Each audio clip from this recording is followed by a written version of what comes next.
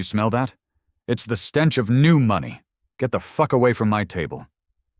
The words, sharp and venomous, sliced through the elegant hum of the Metropolitan Legacy Gala. They weren't whispered. They were announced, a declaration of war delivered in a voice accustomed to being obeyed. The murmur of conversation at the surrounding tables didn't just quiet, it evaporated. The gentle melody from the string quartet in the corner seemed to snag on a discordant note, and then fall silent. 100 heads, adorned with diamonds and old-world pedigrees, turned in unison. The very air in the St. Regis ballroom, thick with the scent of expensive perfume and $100 entrees, seemed to thin, crackling with a sudden vicious electricity. And then came the laugh. It was high and crystalline, the sound of a champagne flute shattering against a marble floor, a sound designed to broadcast superiority and inflict pain. Isabella Sterling, draped in a gown the color of blood rubies, leaned over the back of her chair. Her smile was a masterpiece of cruelty, a perfect, predatory curve of her lips that didn't touch the cold fire in her eyes. In her hand, a crystal glass, nearly full with a deep, dark Pinot Noir, glittered under the immense weight of the chandelier above. Before we get into the absolute madness that follows, I have to ask, what would you do in this situation? How would you react? Drop your honest answer in the comments below. And listen, if you're here for stories about the underdog biting back with the force of a titan, do yourself a favor and smash that like button and subscribe to the channel. You are in for one hell of a ride. Now, back to the gala. Without a flicker of hesitation, Isabella tipped the glass. It wasn't a splash or a clumsy spill. It was a deliberate, theatrical cascade. A stream of crimson wine descended like a corrupted waterfall, catching the golden light in a final, beautiful shimmer before it met its target. It soaked into the immaculate hair of the woman seated below, a woman named Serafina Vance. The cold liquid flowed across her scalp, a sticky baptism of malice, dripping past her temples, tracing a path down her jawline and streaking her custom-made saffron-orange dress in stains the color of a fresh wound. The sound of liquid hitting fabric and skin was unnervingly loud in the cavernous silence. It was a wet, insulting sound that seemed to echo off the gilded ceiling. Gasps erupted like isolated pockets of fire across the room. A few muffled, nervous laughs tried to break through the tension, but died just as quickly. And then, the phones rose. An instant constellation of glowing screens, their cameras hungry, ravenous for the scandal unfolding before them. A tech billionaire's wife, her face a mask of horrified delight, covered her mouth. A group of young men, heirs to fortunes they had never worked a day for, leaned back in their chairs, broad, entitled grins spreading across their faces as if they had just been served the evening's primary entertainment. Isabella Sterling threw back her head and laughed again, a triumphant, conquering sound. She was basking in the attention, drinking it in. "There," she declared, her voice carrying like a trumpet call over the stunned assembly. "That's much better. Orange was never your color, darling. Red suits you so much more." She dangled the now empty glass from her manicured fingers, tilting it this way and that as if it were a trophy from a successful hunt. A few guests, eager to align themselves with the Sterling name, laughed on cue. Others clapped politely, their applause a soft, sinister patter in the tense air. Everyone understood the message. This wasn't just an insult. It was a public execution of dignity. This was a display of dominance, a brutal reminder of the established order. But Serafina Vance, the black CEO of a multi-billion-dollar tech empire, did not move. She did not flinch. She did not gasp. She did not wipe the wine that was now dripping from her chin onto the pristine white linen of the tablecloth. She simply sat still, letting it run its course, her hands remaining on the table, perfectly composed, as if frozen in a state of unshakable, defiant calm. Her eyes, which had been cast downward, slowly lifted. It was not a hurried glance, not a desperate plea for help. It was a slow, deliberate, calculated motion. Her gaze traveled past the ruined table setting, past the stunned faces of the other guests, and locked onto Isabella Sterling with such quiet, concentrated force that the laughter in the room began to falter. One by one, the sycophantic chuckles were strangled mid-breath. The ripple of noise collapsed back into an even deeper, more profound silence. Isabella shifted slightly on her designer heels, her smirk stiffening at the edges, but she forced another giggle, tossing her long, dark hair as she played to her audience. "Come on now, don't be shy," she taunted, gesturing with a flick of her wrist at the glowing phones still aimed at their table. "Smile for the cameras, Serafina." Yet even she could feel the current turning. The spectacle was no longer entirely hers to control. The soaked woman in the ruined orange dress did not need words. Her stillness was a gravitational force, heavier than shouting, more potent than outrage. Every single drop of wine that fell from her chin to the tablecloth was an unspoken declaration. Every second of silence that stretched on built a pressure in the room that Isabella's laughter could not puncture. The grand hall itself seemed to bend and warp around Serafina's composure. The chandelier still sparkled above, a galaxy of imported crystal, but the spotlight had shifted. The woman dripping with wine was no longer the object of ridicule.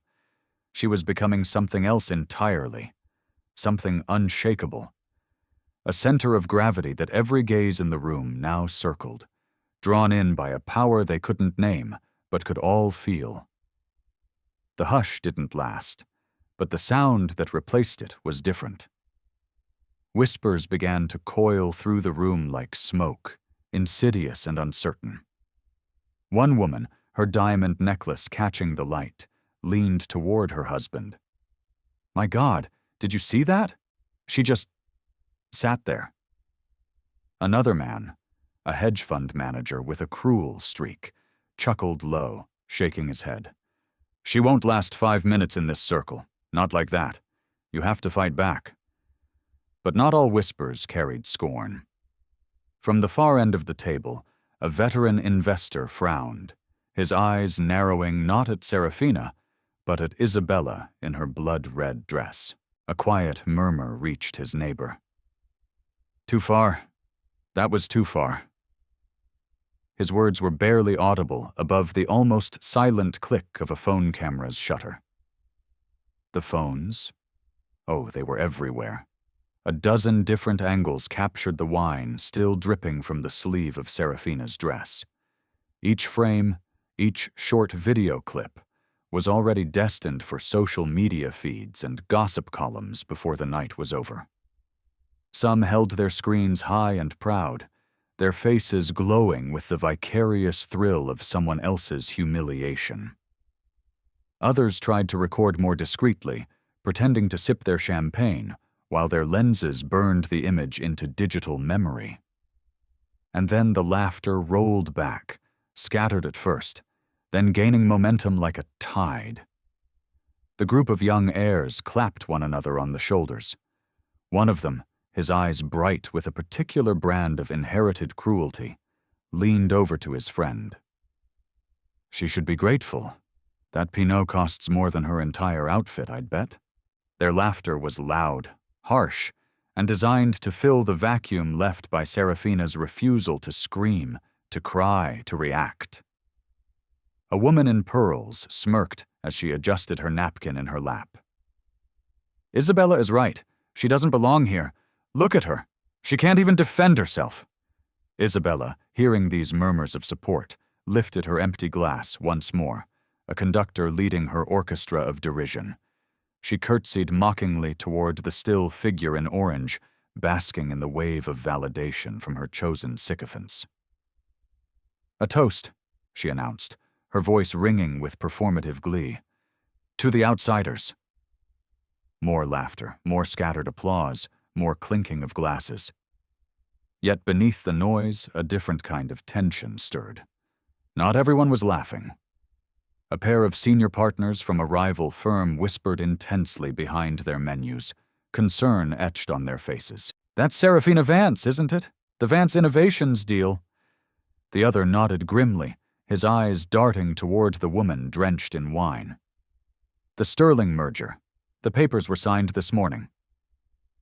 Their amusement had curdled into profound worry. They knew what was at stake, even if the spoiled heiress in red clearly did not. Meanwhile, Serafina Vance remained motionless, a statue carved from obsidian resolve. She did not wipe the liquid pooling at her collarbone. She did not rise to her feet to defend her honor. Her silence became its own performance, a perfect, unflawed mirror in which every cruel voice, every ugly laugh was forced to see its own reflection. The louder the crowd jeered, the more her composure magnified their grotesque behavior. One young guest, who had been recording with a gleeful smile, slowly lowered his phone. He felt a sudden, unexpected pang of discomfort, of shame. He slipped the device into his pocket and stared intently at his water glass instead. A woman beside him frowned, her own laughter faltering as she watched the still figure, wine-soaked but unbroken. Something about the scene no longer felt amusing. It felt dangerous.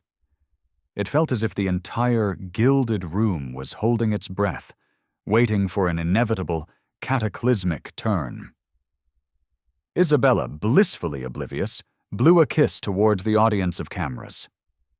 "Remember this night," she shouted, spinning theatrically in her red dress. "This is what happens when you sit where you don't belong!" Her laughter burst again, high and wild, filling every corner of the opulent hall. But in the quiet space beneath that laughter, in the pause between the gasps and the claps, eyes began to shift. The balance was changing. Not everyone was laughing anymore. Not everyone was blind to what was about to come. And at the center of it all, wine dripping steadily from saffron silk to the marble floor, Serafina Vance waited. Her gaze never wavered. The wine dripped down her temple, slid past the curve of her cheek, and disappeared into the saturated folds of her dress. Still, she sat with her back straight, her hands resting lightly on the table as if nothing had happened at all. Around her the room hummed with a nervous, crackling energy, laughter that was now too loud to be genuine, whispers that were too sharp, the clinking of glasses used to mask a rising sense of unease. But when her eyes lifted again, the noise seemed to dim, as if someone had slowly turned down the volume on the entire world. She looked first at the empty glass in Isabella's hand, the weapon that had been turned into a trophy. Then she raised her gaze higher, settling it directly on the woman in red. The self-satisfied smirk on Isabella's lips faltered. It was only for a second, a barely perceptible flicker, but in that moment of absolute silence, the crowd caught it. Serafina's stare was deliberate, unhurried, and piercing. She didn't need to speak. Her silence wrapped around her like a suit of armor, and the sheer weight of it pressed down on the room. Her composure had become the loudest thing in the hall. A ripple of profound discomfort spread through the guests. One man shifted in his chair, suddenly and acutely aware of how loud and foolish his own laughter had sounded just a moment ago.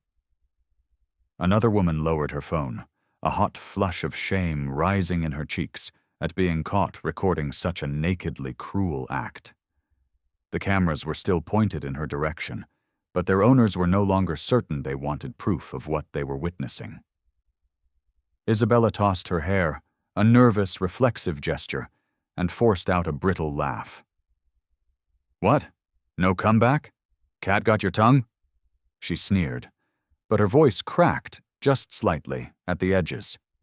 She leaned closer, her expensive perfume warring with the sour, fermented scent of the wine, waving her empty glass in a parody of triumph. "You should thank me. No stylist in the world could ever make you stand out like this."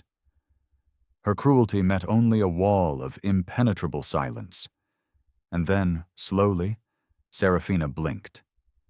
It was one single, measured blink, her long lashes heavy with wine, before her eyes opened again, calm, cold, and utterly unflinching. It was the look of someone who had already made a decision. It was the look of someone who held the power to end this entire charade with a single thought. Isabella felt it. She took an involuntary step back, just a half step, but it was enough. Those watching noticed. Murmurs stirred again, different this time. "Did you see that? She's not even angry," someone whispered. Another voice replied, thick with a dawning unease. "No, she's waiting." Oh, the power in that observation. The CEO adjusted her posture slightly, a minute straightening of her spine in the chair. She lifted one hand, not to wipe away the wine, but to place it gently on the stem of her own water glass, her fingers curling around it with a quiet, unnerving certainty. The movement was small, almost insignificant, but it commanded the attention of the entire room. Her gaze never left Isabella. She let the silence stretch, a silence thick enough to drown the mocking giggles that tried and failed to spark back to life. The crowd leaned in without realizing it, drawn by the immense gravity of her stillness. And in that charged, breathless pause, something fundamental shifted. The spectacle no longer belonged to the woman in red. The spotlight had moved. Every eye was now on the drenched figure at the table, not as a victim, but as the calm, terrifying center of a storm that no one else could see coming. Isabella forced another laugh, too loud, too hollow. She waved to the crowd as if trying to reclaim their attention, but her eyes flicked nervously back to the woman she had tried and failed to humiliate. And what she saw staring back at her was not weakness. It was a warning. The banquet hall buzzed with attention so thick it felt suffocating. Guests leaned closer to one another, their voices lowered, the unease spreading like a network of fine cracks across a sheet of glass. The wine kept dripping. The silence kept deepening.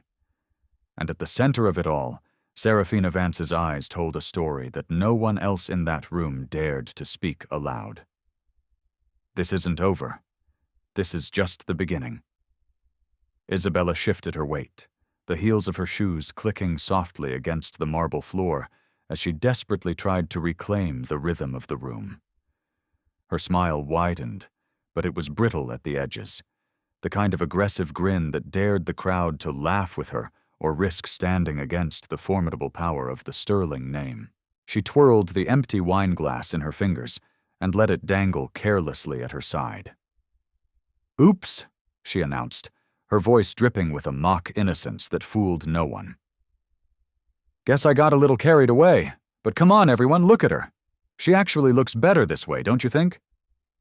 She gestured with a sweeping motion of her arm toward Serafina, who remained seated, silent, dripping wine like a statue carved from pure resolve. A few obedient chuckles followed her cue. A smattering of polite, hesitant applause rose from her loyal circle of friends, a desperate attempt to keep her fragile ego intact. One young man, whose father's company was deeply in debt to Sterling Global Holdings, even clapped too loudly, his laugh bouncing awkwardly around the hall like broken glass. But beyond that shallow, shrinking ring of supporters, the atmosphere in the room wavered. Guests exchanged wary, uncertain looks. A woman covered her palpable discomfort by taking a long, slow sip of champagne. An older gentleman, a patriarch of another powerful family, meticulously adjusted his cufflinks, his gaze fixed on the intricate pattern of the tablecloth, rather than the spectacle before him. Isabella tilted her head back, basking in what she tragically mistook for admiration. She raised her chin, her red dress catching the light, the diamonds at her ears flashing with every exaggerated theatrical gesture. She was undeniably beautiful, a fact the society pages often noted. But tonight, her beauty had curdled into something sharp, arrogant, and ugly.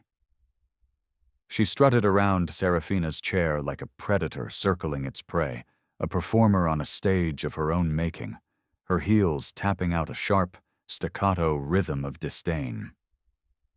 "Tell me," she said, leaning in so close that her perfume, a cloying, overly sweet scent, filled the air.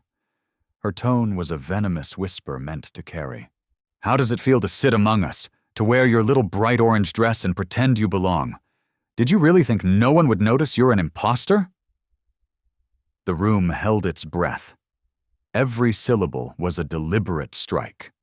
Every pregnant pause was a calculated insult. Isabella wanted to break her target, not just with wine, but with words. She wanted to strip away every layer of dignity, piece by piece, until nothing remained but raw, exposed shame. And then she laughed again, louder this time, shriller, turning her head toward the crowd as if to share the joke. "Don't be shy, everyone. Take a good long look. This is what happens when you climb too high, too fast." Phones flashed, glasses clinked, but the energy was thinner now, stretched taut and ready to snap.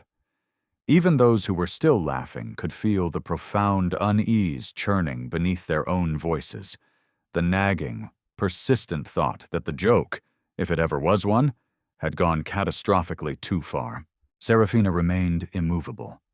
Her silence was beginning to feel less like passivity and more like a gathering storm just over the horizon. She did not speak, but her presence, her very stillness, said enough. Her gaze followed Isabella with a calm, unnerving precision, tracking her every exaggerated movement as though she were measuring the exact cost of each and every insult. Isabella tried to hold that gaze, but found herself glancing away, unable to withstand the sheer force of it. She spun again, tossing her hair, twirling her empty glass in frantic circles. She was leaning into her role, convinced that a powerful enough performance could erase the tremor of doubt that was beginning to creep into her chest. "Smile for the cameras!" she sneered, lowering her voice just enough for those nearest to hear. A final, nasty twist of the knife. "This will be the only headline you'll ever make." Her laughter spilled out once more, but it sounded different now.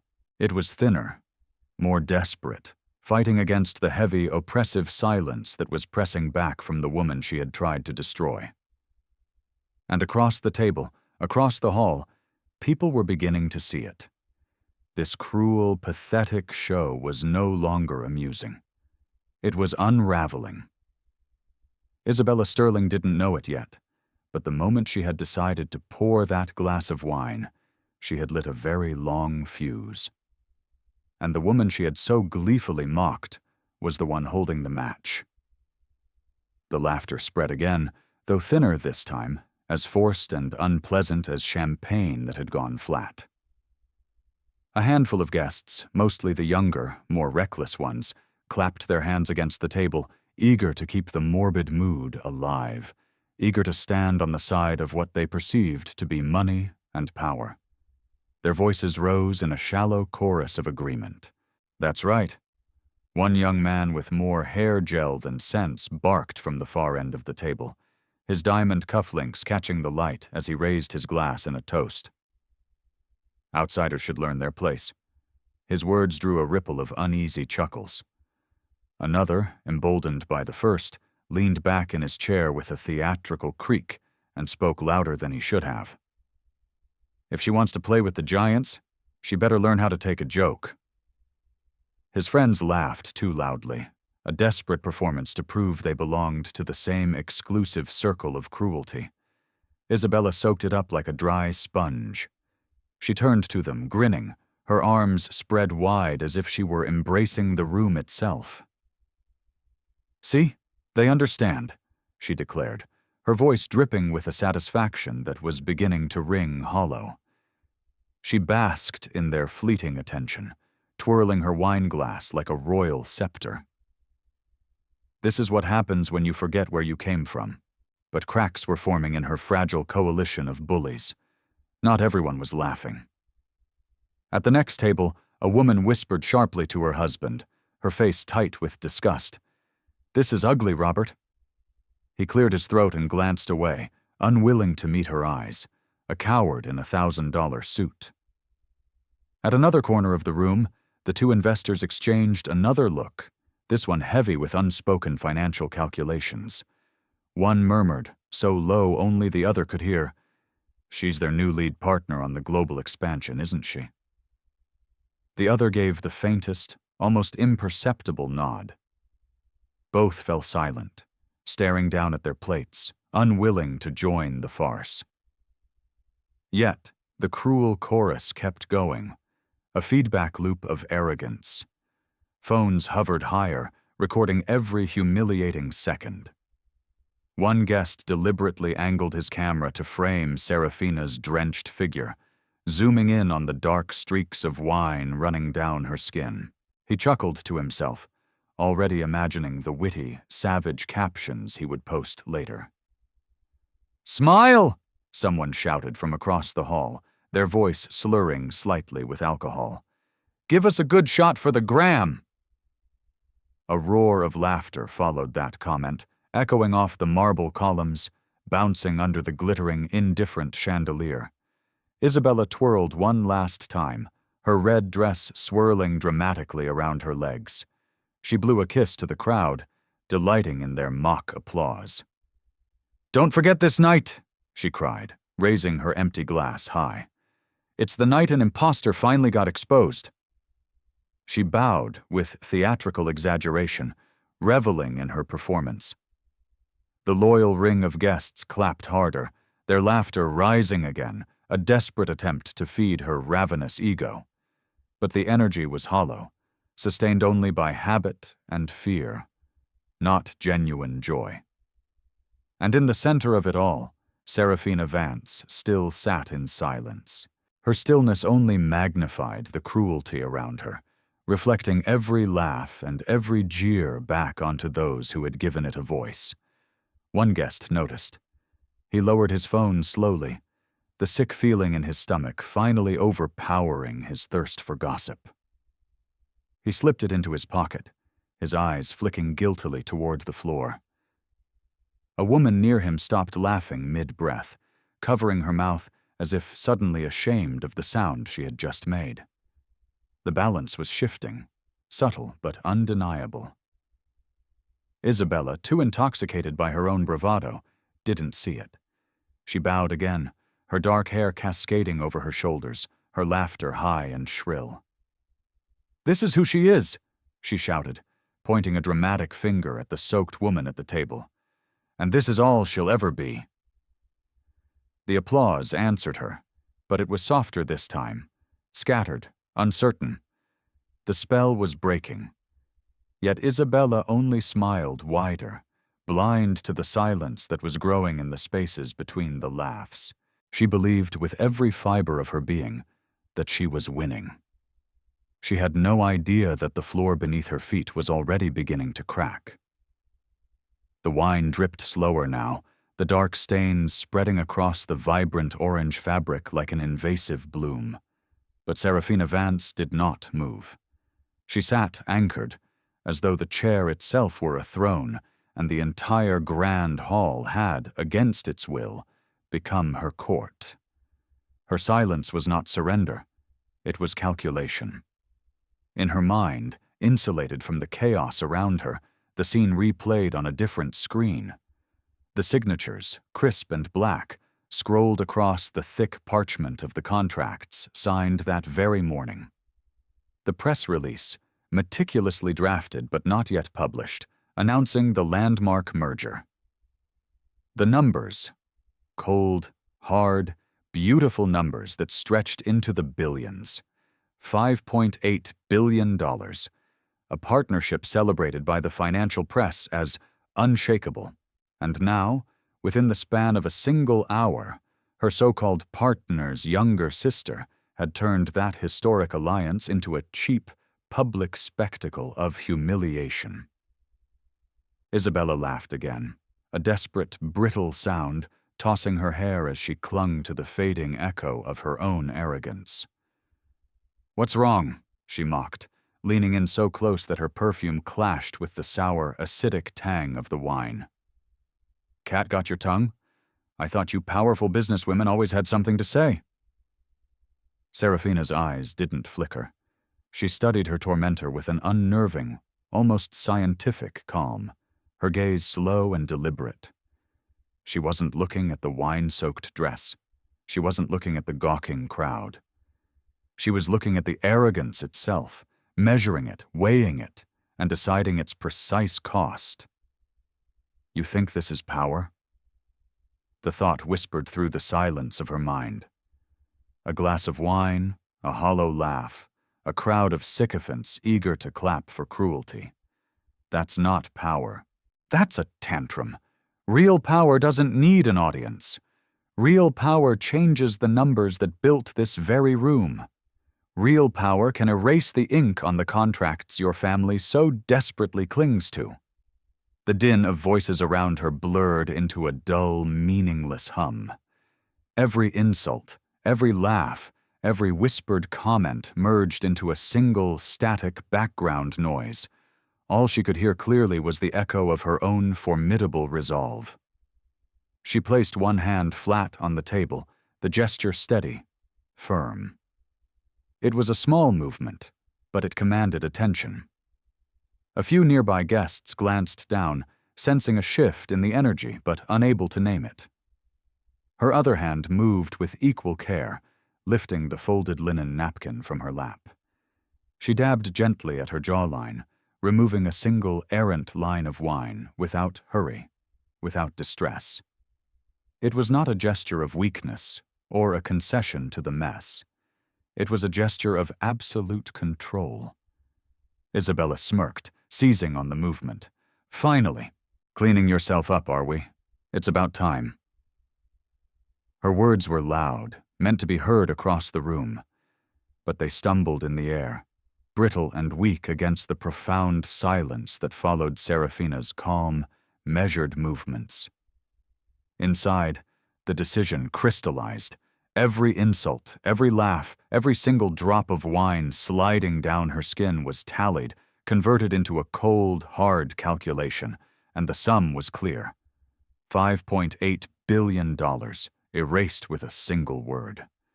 Her eyes rose once more, meeting Isabella's gaze directly. It was not a glare, not even a look of defiance. It was a look of pure, unadulterated certainty, the kind of certainty that unsettled even the most reckless and arrogant of souls. Across the hall, a few guests shifted uneasily in their seats. They couldn't explain it, but they felt it. The gathering storm behind those calm eyes, the crushing inevitability of consequence. Isabella faltered again, just for a second. She raised her chin higher, trying to smother the seed of doubt with another forced laugh. But the crack in her composure had already appeared. And in the silent space between them, Serafina Vance thought only one thing. "Your family believes they poured wine on me. They don't see that I'm about to pour billions of dollars out of their reach forever." The napkin slid back onto the table, folded with meticulous care, as though the crimson stain upon it meant nothing at all. Serafina's hands returned to their state of stillness. Her gaze swept the hall, not hurried, not seeking sympathy, merely observing. Each guest felt the distinct weight of her eyes as her gaze passed over them. Some averted their faces, suddenly fascinated by their dinner plates. Others pretended to take a sip of champagne, hiding behind their glasses. The air grew dense, fragile, every small sound, a cough, a clink of a fork, startlingly sharp against the silence she now commanded. Isabella, tragically, mistook that quiet for victory. She strutted closer, her heels striking the marble with a deliberate, aggressive rhythm. "There it is," she said loudly, turning to the crowd as if she were delivering the final line in a play. The silence of someone who knows, deep down, that she doesn't belong. A few people clapped on cue. A nervous, uncertain ripple of laughter followed, but Serafina remained utterly unbothered. Her stillness was no longer defensive. It was strategic. It was the calm before the execution. She reached for her phone, a sleek, black device lying beside her plate. The screen lit up softly in her palm, casting a faint glow on her composed face. Her fingers moved with an unhurried, terrifying precision, tapping once, twice. She lifted the phone to her ear. "Okay, let's pause here for a second. The whole room is watching, phones out. Who do you think holds the real power right now? The one with the loud mouth and the empty glass, or the one with the deafening silence and the phone in her hand? Drop your thoughts below. We are about to witness the tide turn in the most spectacular way imaginable." The shift in the room was immediate and absolute.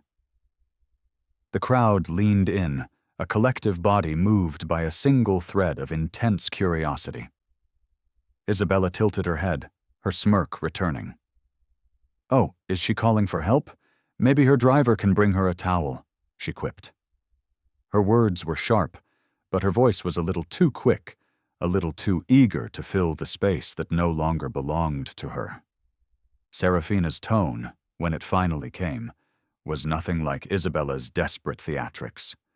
It was calm, cold, and utterly devoid of emotion. Each syllable dropped like a piece of iron into the silence. "Michael," she said, "terminate the Sterling merger." A pause, just long enough for the entire world to stop spinning on its axis. Effective immediately. A hush fell over the room that was heavier, more profound than anything that had come before. The grand hall seemed to contract, the very air pressing inward.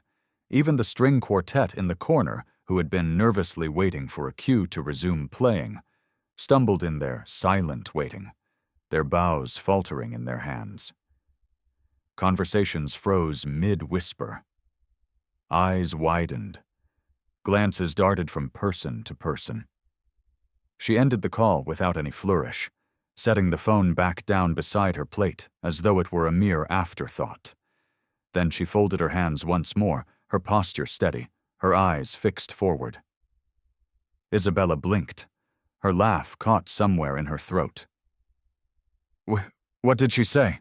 she asked, forcing another chuckle that rang completely hollow. No one answered her. The crowd's focus had shifted entirely. They no longer looked at the woman in the blood-red dress. Their eyes, wide with a mixture of shock and dawning horror, were glued to the drenched figure at the table. The woman who had just spoken 9 words and, in doing so, may have just shifted the tectonic plates of their entire financial world. A man at the far end of the room pulled out his own phone, his fingers scrolling frantically through a financial news app. The color drained from his face. He nudged his neighbor, whispering urgently. Another guest's screen lit up, displaying a pre-market alert. The whispers grew faster, sharper, and more panicked. "She can't mean the deal. The merger announced today." "That's a $5.8 billion deal." Isabella's smile had now completely vanished. She tried to wave her empty glass again, to command their attention, but the gesture was weak, pathetic. "She's bluffing," she scoffed, but her eyes flickered around the room, betraying a rising tide of doubt. Serafina Vance said nothing more. She didn't need to. Her silence was louder, more definitive than any declaration.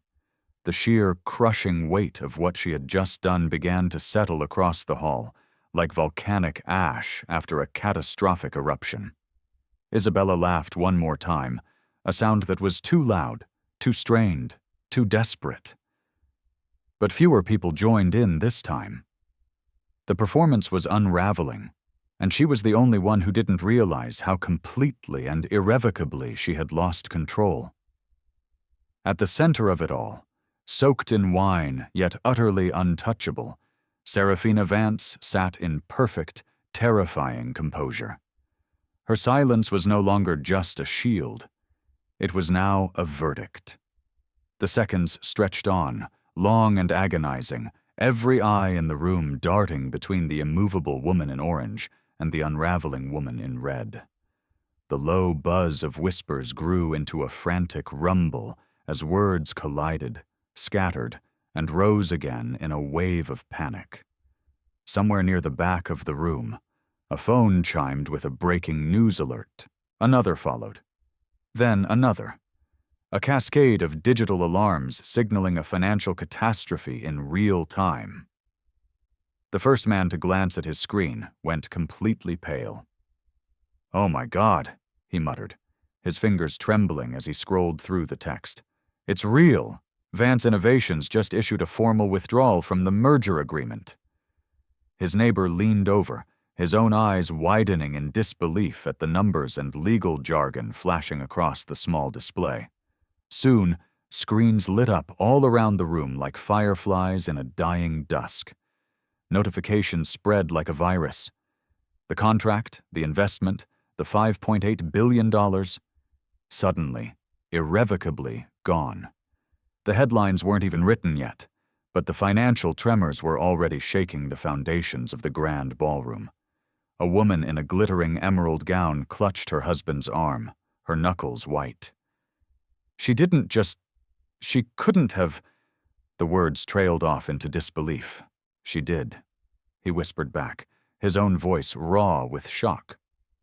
$5.8 billion, wiped clean, with a phone call. The string quartet had stopped pretending altogether. Their bocus hung frozen above the strings of their priceless instruments, waiting for a permission to continue that would never come. The only rhythm left in the room was the sound of Isabella's heels clicking frantically against the marble as she paced back and forth, her smile now a grotesque, cracking mask of denial. "She's bluffing," she insisted, her voice louder now, desperate to be believed. "This is a party trick, a little drama, that's all it is." Her laugh was high and shrill, but no one echoed it this time. Not a single person. Every head in the room was bent over a glowing screen instead.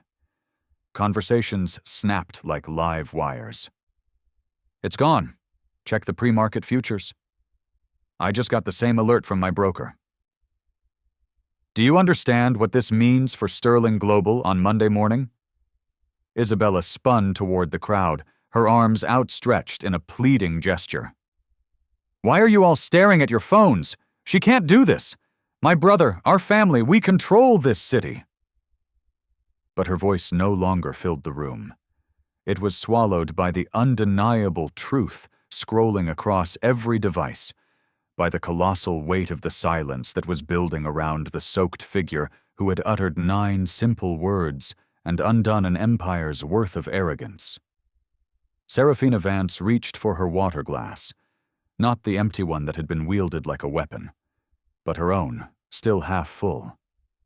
She lifted it with a calm, unshaken hand, a hand that was steady despite the wine still dripping down her sleeve. She raised it to her lips, took a slow, deliberate sip, and then set it back down on the tablecloth with a quiet, graceful click. There was no announcement, no explanation, only an ocean of composure. The hall erupted, not with laughter, not with applause, but with a storm of whispers that felt louder than any cheer had before. Chairs scraped against the floor as guests leaned toward one another, frantically piecing together the cataclysm that had just unfolded. Some sat rigid in their seats, too stunned to move. Others were already scribbling notes on cocktail napkins, their minds already turning to the boardrooms and headlines that waited for them outside these gilded, insulated doors. Isabella's breathing quickened. She spun back toward the woman she had tried to humiliate, her red dress clinging to her as though even the fabric knew the fire had been extinguished. You think you can scare me with this little game? She demanded, but the tremor in her voice betrayed her completely. Serafina finally lifted her eyes again, as calm as ever, meeting her tormentor's gaze with the same unflinching, diamond-hard steel. She didn't answer. She didn't need to. The room itself, with its chorus of panicked whispers and glowing screens, answered for her, because everyone in that room now understood, with chilling certainty. This wasn't theater. This was power. Raw, world-changing power.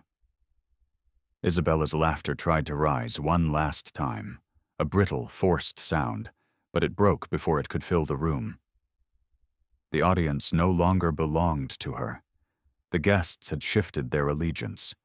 Their faces, now lit with the cold, blue glow of their screens, were masks of urgency and calculation. Their murmurs sharpened. No one cared for her theatrics anymore. They cared for numbers, for markets, for the earthquake that was trembling beneath their collective fortunes. One man near the head of the table, a notorious corporate raider, barked into his phone, his voice shaking with adrenaline. Sell all of our sterling holdings now, all of it. His words carried like a flare in the night, sparking more calls, more frantic whispers. A woman in silk gripped her clutch so tightly her knuckles whitened. She stared across the table at the drenched figure of Serafina Vance, and whispered, almost to herself, "She really did it." Isabella spun on her heels, her red dress fanning out dramatically, as if the movement alone could somehow pull the spotlight back to her. "Don't listen to her!" she shouted, but her words rang hollow, swallowed by the rising storm of financial panic. "She can't! She doesn't have the power! My brother, our family!" But the crowd wasn't listening to her anymore. They had seen enough. They had heard enough. The profound silence of Serafina Vance had spoken far louder and with infinitely more authority than her rival's shrill, pathetic protests. Serafina, still seated, adjusted her posture with an effortless, regal grace. She placed her hands flat against the wine-stained linen, her fingers relaxed, her eyes scanning the hall as though she were a general surveying her own conquered territory. The stains on her dress glistened in the chandelier light, but they no longer looked like marks of humiliation. They looked like battle scars. They looked like a crown painted in blood. One guest, the veteran investor from before, dared to speak the truth aloud. "She owns the floor now." His voice was low, but heads around him nodded in solemn agreement. It was undeniable. Isabella's mask of defiance finally cracked. She turned back toward Serafina, her voice trembling beneath the sheer weight of her fury. "Do you have any idea who I am?" she spat, the words brittle and sharp. "Do you know what family I come from?" Serafina lifted her gaze, unhurried. For the first time since the assault, she spoke again. Her tone was calm, clear, and cut through the air like a surgeon's blade. "I don't need to know who you are, Isabella." A devastating pause. "What matters is who you'll be after tonight."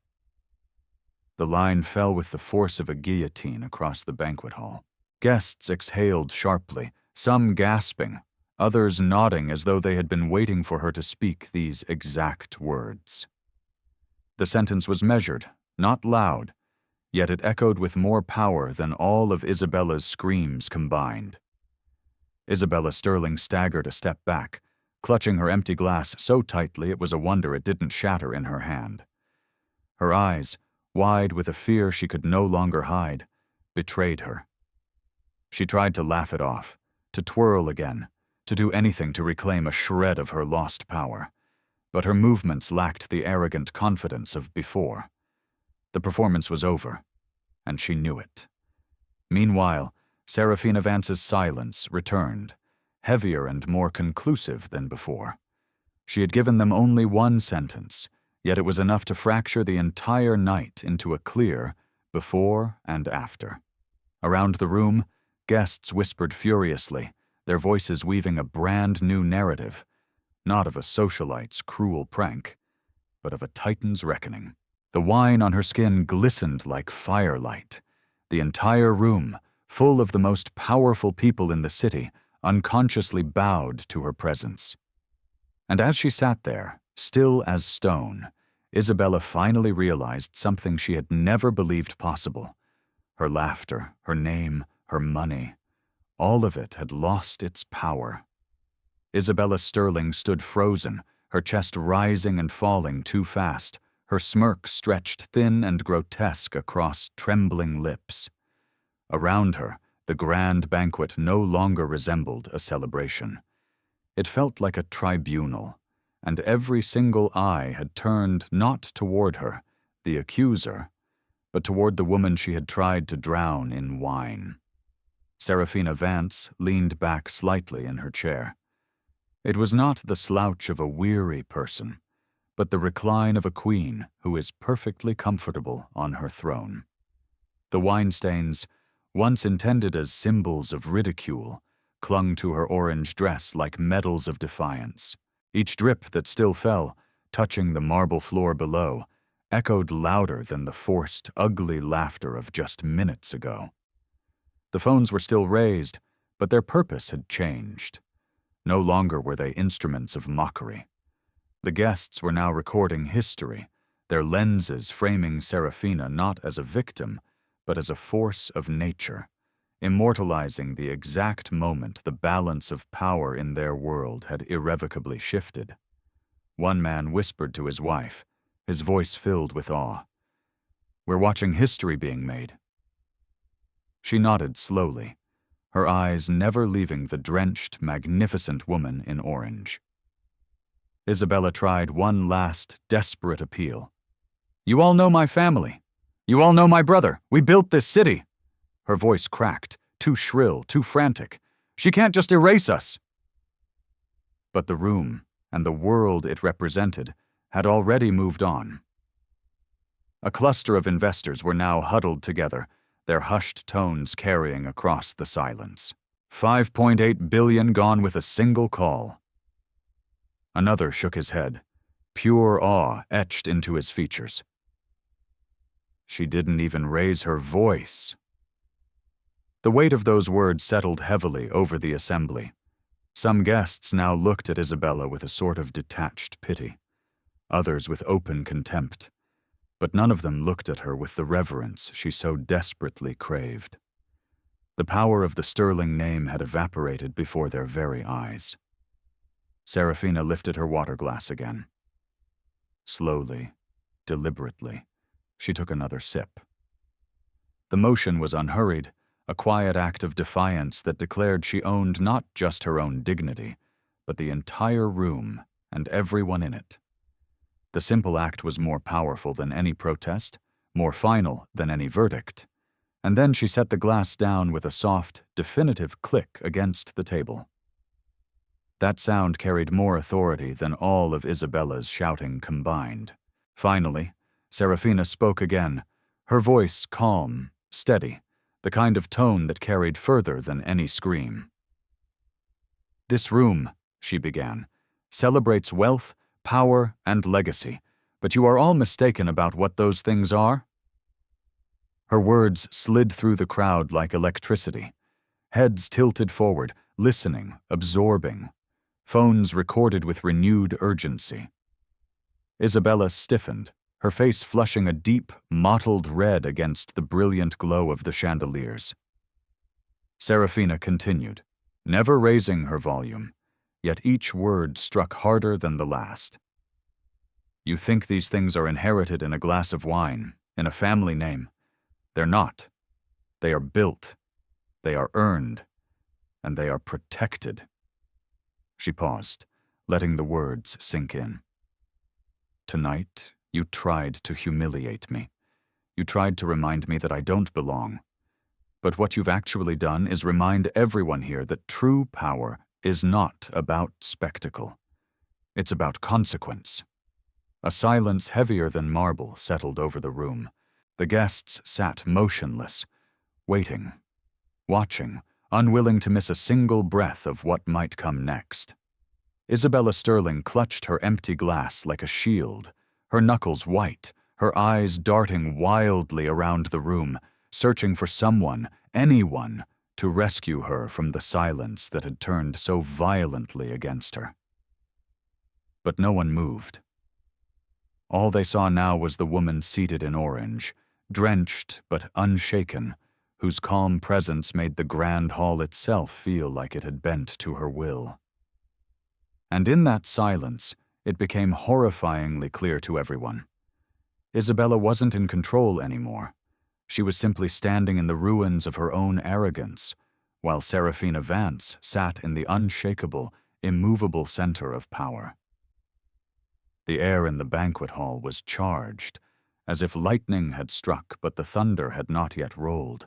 The guests sat rigid, their breaths shallow, their gazes pinned to the woman in orange who had, in the span of 10 minutes, transformed public humiliation into absolute dominance. Isabella's red dress shimmered under the chandelier, but its brilliance no longer commanded the room. It clung to her like a shroud of desperation, the fabric of someone who had lost everything. She tried once more, her voice trembling as she forced the words out. "This is nonsense. You can't just... Contracts, deals. They don't end like that. You think you can just walk in here and undo everything my family has built over a century?" Serafina's eyes lifted slowly, her stare locking onto Isabella with such calm finality that the younger woman faltered mid-sentence. The crowd leaned in, holding their collective breath. "Power," Serafina said, her voice soft yet carrying to every corner of the silent room. "Doesn't ask for permission." The sentence wasn't shouted, it wasn't dramatic, but it landed with a weight that crushed every last whisper of defiance in the hall. The guests froze, their phone screens glowing faintly in their hands, capturing a line that would echo in boardrooms and on trading floors for years to come. Isabella's lips parted, but no words came out. For the very first time in her privileged, insulated life, she looked small. Her glass trembled, her laughter was a distant memory, her arrogance was unraveled and gone. From the far end of the table, the older man in the tailored suit muttered under his breath, "She's finished." Another leaned closer, replying grimly, "No, they're finished. All of them." The murmurs swelled again, but this time they carried a completely different tone. It wasn't mockery, it wasn't scorn, it was fear, it was respect, and it was awe. The tide had turned completely, and everyone in the room knew it. Serafina adjusted her posture, the wine still dripping faintly from the hem of her dress, and rested her chin lightly against her hand. She didn't need to speak further. Her silence was now the verdict, her composure, the sentence. Isabella stumbled a step back, her high heels catching for a moment against the smooth marble. She looked around frantically for support, for the friends who had laughed so eagerly with her, for the allies who had clapped at her cruelty. But their eyes refused to meet hers. They were too busy looking at the woman she had tried, and failed, to shame. The woman who had, instead, revealed herself to be completely untouchable. Even the string quartet, still frozen in the corner, seemed to be waiting on Serafina's unspoken command to resume their music. The entire hall had realigned itself around her presence. Isabella finally slammed her empty glass down on a nearby side table. The crystal, unable to withstand the force, cracked with a sharp, splintering sound. "This isn't over," she hissed, though her voice shook too much to be convincing. She spun away, her red dress swirling like a fire being snuffed out, and stormed toward the exit. But her departure was not a triumph. It was a retreat. Serafina Vance did not rise. She didn't need to. She simply watched, her eyes steady, until the grand doors closed behind the woman in red. The silence that followed was thick, absolute. And then, slowly, the whispers began again. Not about scandal, but about legacy, about power, about the $5.8 billion that had been shifted with a single phone call, and about the woman who had endured a vicious, public humiliation, yet had walked away as the only name that truly mattered. In that moment, the grand hall itself seemed to bow, not to the wealth that was inherited, but to the strength that was earned. The heavy doors shut with a hollow, final thud, and the echo lingered like the last note of a requiem. Isabella Sterling was gone, but the weight of her arrogance still hung in the air, now stripped bare for all to see. What had begun as a vicious spectacle had ended in a profound silence, a silence that belonged entirely to the woman still seated at the center of the hall. Serafina Vance lifted her water glass one final time. The chandelier's glow danced across its rim, and for a heartbeat, the crowd saw not the ugly stains on her dress, not the wine still dripping faintly to the marble floor, but the unshakable poise of a leader who had turned mockery into mastery. She took a slow, deliberate sip, set the glass down with graceful finality, and looked around the room. One by one, eyes dropped before hers. Phones were lowered. Whispers died. No one dared to laugh now. No one dared to sneer. The guests who had so eagerly joined in the cruelty earlier sat rigid in their chairs, a pool of shame gathering in their silence. Others, those who had watched with a quiet unease, now leaned forward with a respect they could no longer disguise. She spoke, her voice steady, low but carrying with effortless ease through the suddenly reverent hall. "Dignity," she said, "doesn't vanish when wine is poured on it. It doesn't shatter under the weight of laughter. Dignity endures.